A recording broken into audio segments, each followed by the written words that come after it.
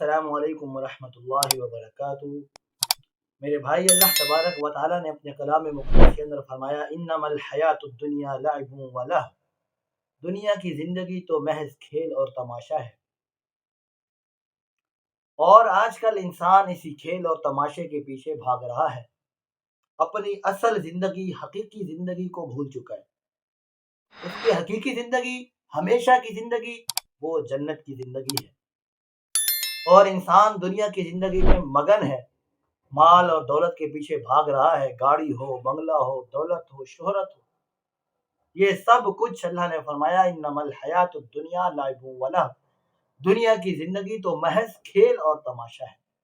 تو ہم نے کھیل اور تماشے کے پیچھے نہیں بھاگنا، اپنی حقیقی زندگی کی طرف دوڑنا ہے، اپنی اصل زندگی کو پہچاننا ہے جو آخرت کی زندگی ہے۔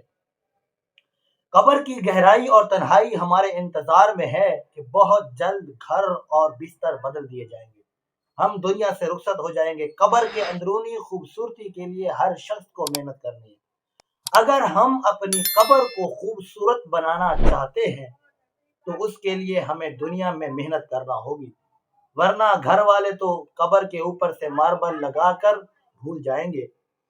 وقت تیزی سے گزر رہا ہے میرے بھائی، کچھ نہیں پتا اس سفر کا کب اختتام ہو جائے، اس لیے عارضی دنیا کو چھوڑ کر اپنے اصل زندگی، اپنے ابدی سفر کی ہر وقت تیاری کیجیے۔